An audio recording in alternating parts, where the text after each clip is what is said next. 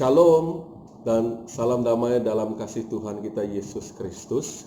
Saya harap semuanya di dalam keadaan baik, di dalam perintah kawalan pergerakan ini. Kita semua tetap sehat dan tetap bersemangat buat Tuhan Yesus. Jadi dalam special devotion saya pada minggu ini, saya akan membicarakan sepintas lalu bagaimana membangun mezbah Tuhan di rumah kita. Saya ulangi, bagaimana membangun mezbah Tuhan di rumah kita. Nah, saudara, apatah lagi pada saat ini, mau tidak mau, kita terpaksa menjadikan rumah kita sebagai tempat untuk beribadah. Saya tahu ini bukan sesuatu yang mudah untuk dilakukan, walaupun kita adalah orang Kristen yang selalu ke gereja.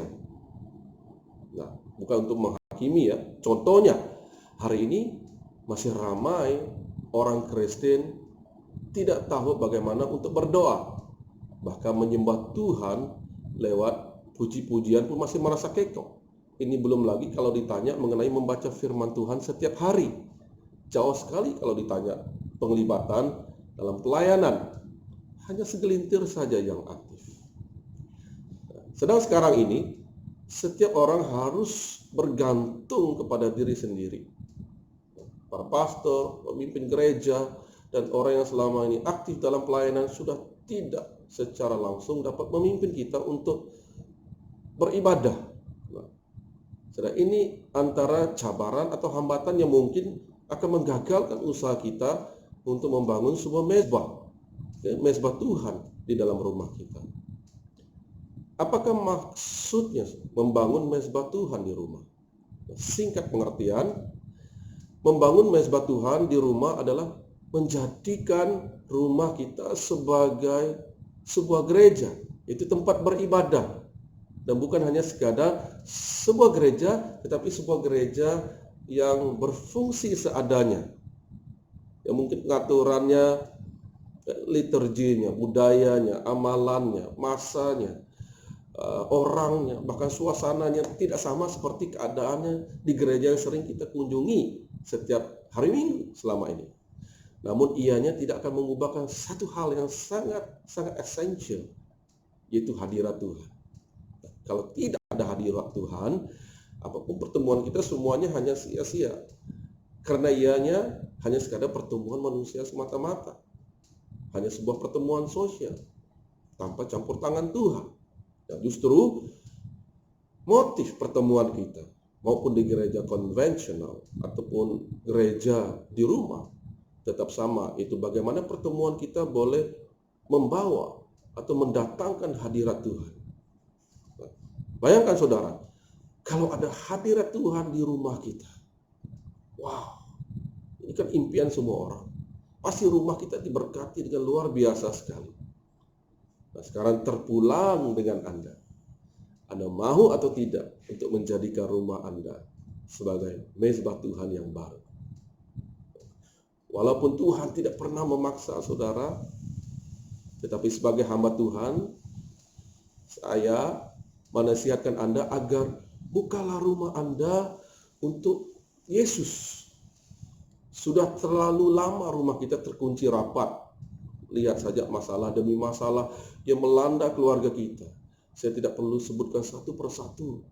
Anda sendiri tahu, saudara. Ini adalah waktu yang sangat kritikal untuk setiap orang dan setiap keluarga. Kalau Anda sayang istri Anda, suami Anda, anak-anak Anda, dan keluarga Anda, janganlah keraskan hati Anda. Bangunkanlah mezbah Tuhan di rumah Anda sekarang juga. Jangan tangguh-tangguhkan lagi, karena saatnya sudah semakin dekat.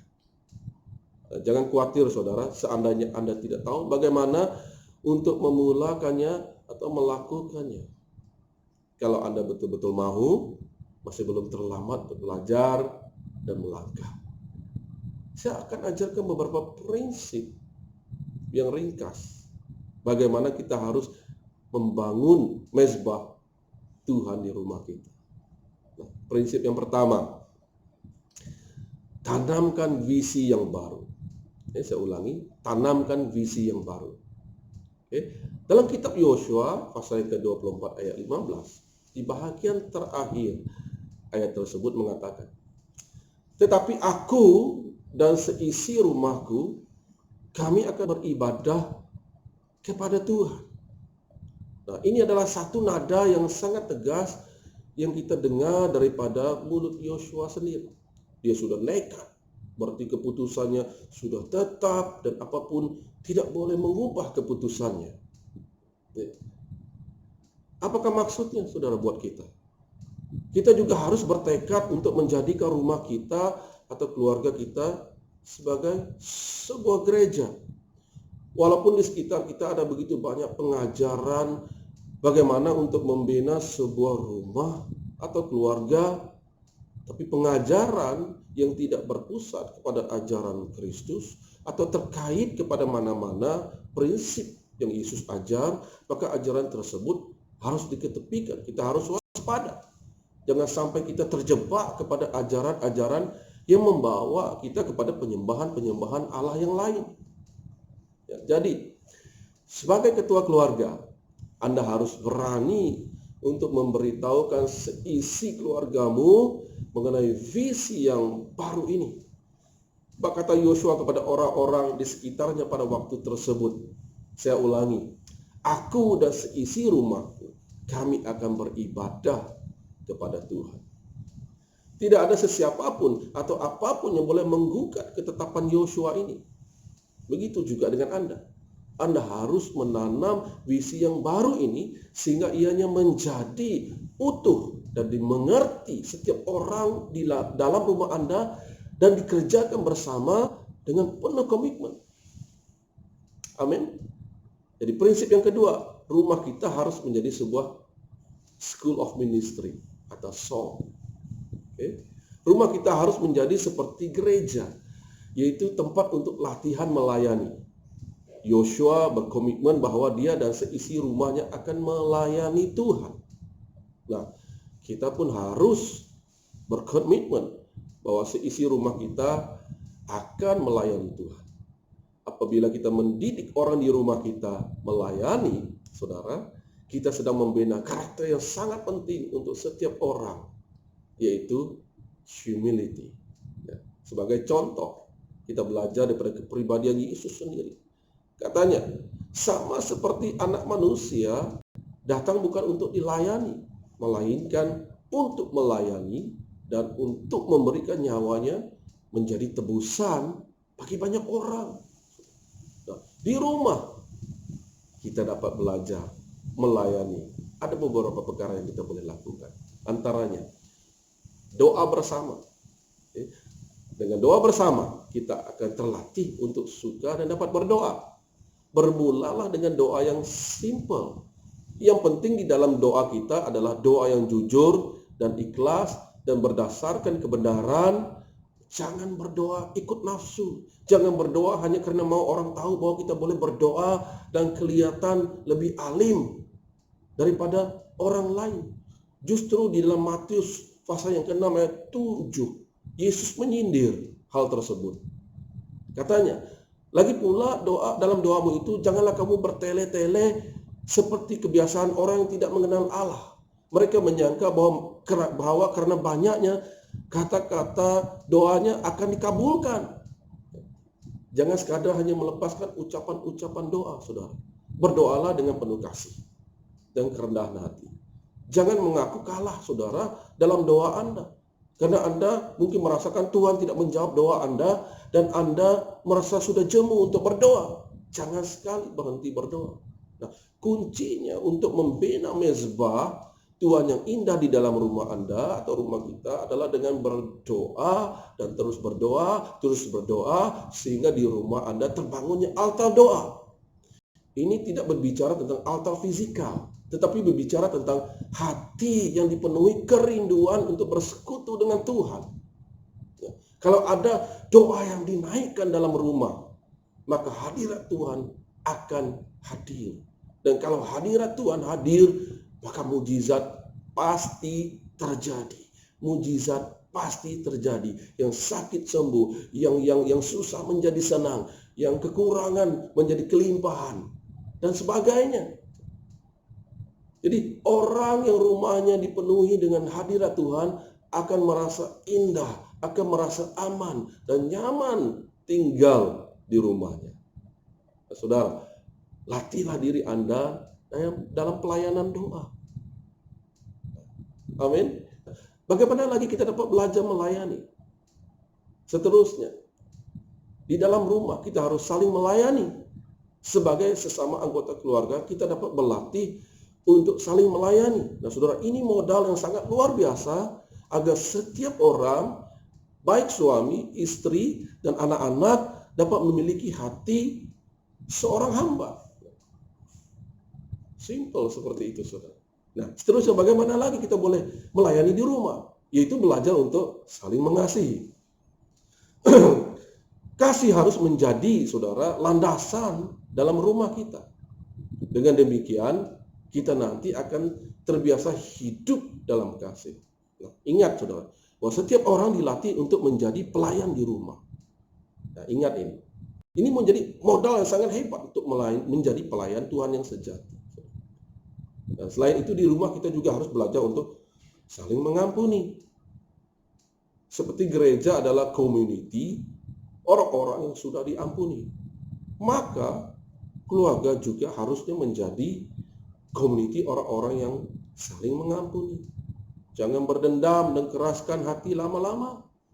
Karena ianya akan mendatangkan penyakit yang lebih parah lagi, saudara. Lepaskan pengampunan, saudara, saat ini. Jadi saudara-saudari kekasih dalam Kristus. Rumah yang penghuninya belajar untuk saling melayani Tuhan dan sesamanya akan menjadi rumah yang sangat diberkati Tuhan. Nah, sekarang prinsip yang ketiga. Ini adalah prinsip terakhir bagaimana kita boleh membangun mezbah Tuhan di rumah kita. Yang pertama tadi adalah tanamkan visi yang baru. Dan yang kedua, jadikan rumah kita sebuah tempat pelatihan pelayanan, yaitu seperti School of Ministry. Jadi prinsip ketiga, jadikan rumah kita sebuah rumah yang selamat, safe house. Ramai orang merasa ke rumahnya tidak selamat dan tidak nyaman. Bahkan oleh karenanya, ramai orang sering menghilang dari rumahnya.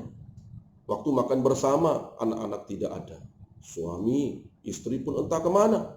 Waktu berdoa di rumah, quorumnya selalu kurang. Masih ada yang tidak mau berdoa bersama-sama, lalu menghilang dengan rakan-rakan.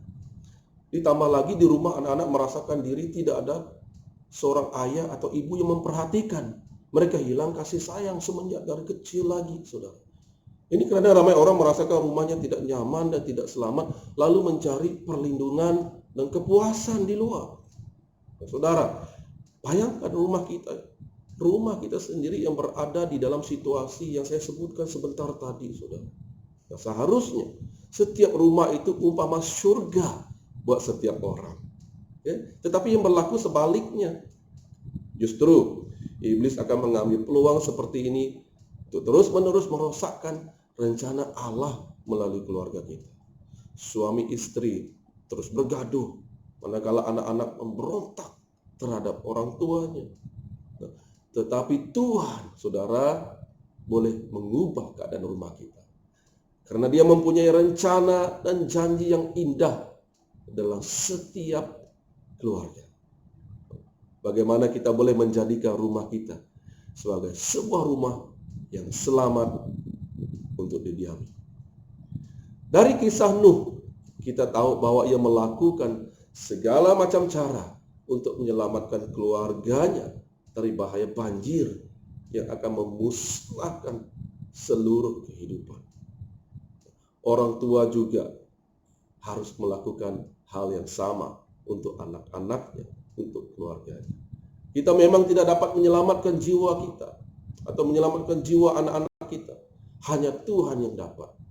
Tapi kita boleh sebenarnya bahkan atau malahan harus mendekatkan anak kita kepada Tuhan.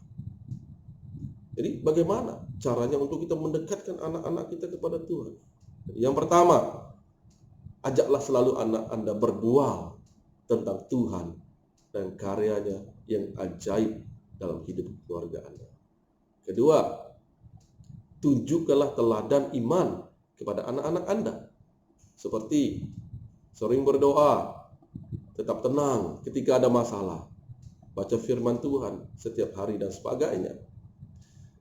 Ketiga, bangunlah prinsip firman Tuhan dalam hidup berkeluarga, seperti cinta kasih, kesetiaan, penghormatan akan orang lain, pengampunan, dan sebagainya.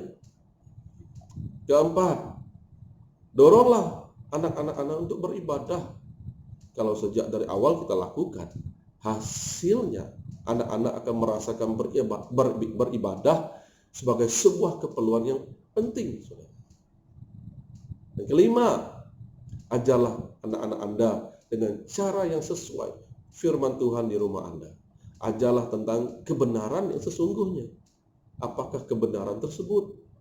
Contoh, Yesus adalah Tuhan dan Juru Selamat seluruh umat manusia. Tidak ada nama lain di bawah kolong langit ini yang manusia boleh diselamatkan. Hanya melalui Yesus Kristus ada keselamatan, surga dan hidup yang kekal. Everyone in your household need to know this. Jangan sampai suatu hari nanti mereka meninggalkan Tuhan.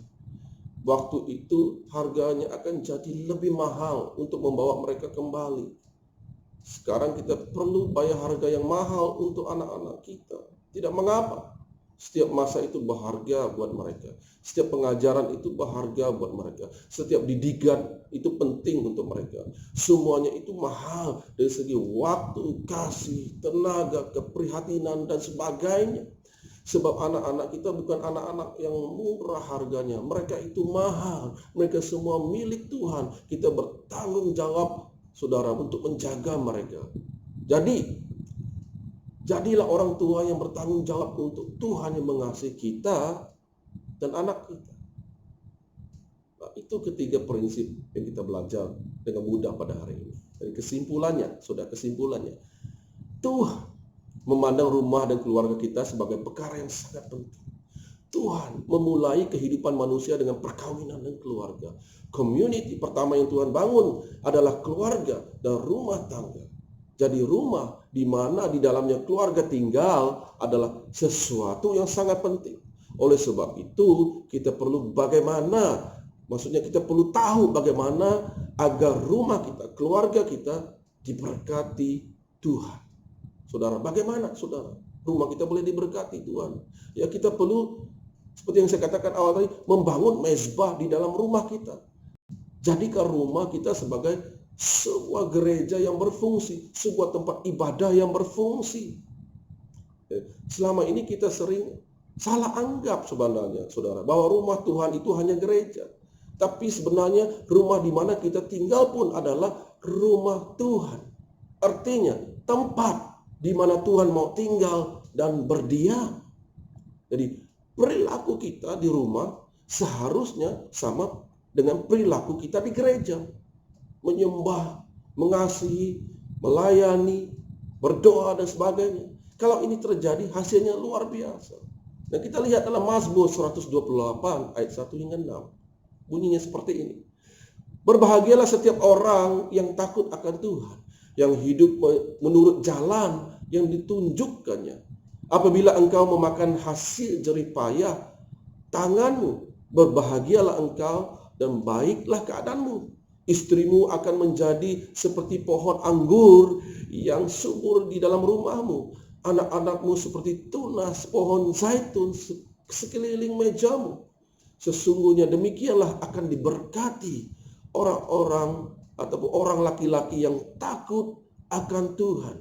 Kiranya Tuhan memberkati engkau dari Sion, supaya engkau melihat kebahagiaan Yerusalem seumur hidupmu dan melihat anak-anak dari anak-anakmu, saudara, melihat cucu dan cicit Anda dan seterusnya keturunan Anda. Seperti yang firman ini katakan, rumah yang ada mezbah Tuhan, saudara, akan berbahagia dan baik keadaannya. Sehat, ada damai sejahtera, banyak berkat, saudara. Istri akan menjadi seperti pohon anggur, yaitu sumber sukacita dalam keluarga. Manakala anak-anak seperti tunas pohon zaitun, memiliki masa depan yang gemilang, seperti tunas yang sedang tumbuh, saudara. Dan laki-laki itu suami diberkati Tuhan dengan pekerjaan dan usahanya akan menjadi maju. Bangunkanlah mezbah Tuhan di dalam rumah Anda, saudara. Jadi sampai di sini saja edisi untuk kali ini. Dalam waktu yang begitu banyak bersama dengan keluarga kita sekarang, ambillah peluang ini untuk membangun rumah Anda agar setiap orang yang tinggal di dalamnya akan merasa really feels at home, and not just a house, it's your home. You deserve the blessing, and God want to bless you and your household. Amin. Tuhan memberkati. Mari kita berdoa. Bapa Surgawi, kami bersyukur dan berdoa sebab Engkau Tuhan yang baik. Engkau Allah yang peduli, Engkau Allah yang mengerti. Tuhan, kami berdoa, siapkan hati kami. Berikan hati kami kerinduan yang mendalam, Tuhan. Di dalam musim yang begitu kritikal dan terdesak ini. Supaya rumah kami dapat menjadi mezbah yang baru. Tempat Kau berdiam. Di mana di dalam rumah ini kami menjadi sebuah gereja. Roh Kudus-Mu hadir. Pekerjaan-Mu tidak pernah terhambat. Tapi melalui rumah kami, pekerjaan-Mu, pelayanan-Mu tetap berkembang dan maju. Engkau membangkitkan orang-orang di dalam rumah kami. Kami berdoa untuk setiap keluarga kami, baik suami, istri, bahkan anak-anak. Mereka semuanya dipersatukan untuk menjadi sebuah gereja, dikuduskan, menjadi sebuah gereja yang berkuasa, bangkit, bersemangat, menyala-nyala untuk Engkau Tuhan Yesus. Rumah kami menjadi tempat di mana Engkau berfungsi, menggerakkan misi Engkau. Dan Engkau hadir di tengah. Kami undang Engkau hadir di dalam setiap pelusuk, setiap ruang di dalam rumah kami, terlebih lagi dalam hati kami. Jadikan kami Tuhan, hati kami ini yang sentiasa haus dan rindu akan Engkau. Dan kami tahu, selagi Engkau ada di dalam rumah kami, selagi itulah kami hidup di dalam kuasa, otoriti, kemenangan, hidup di dalam berkat Engkau Bapa. Terima kasih Tuhan, terima kasih. Dalam nama Tuhan Yesus kami telah berdoa dan bersyukur. Amin.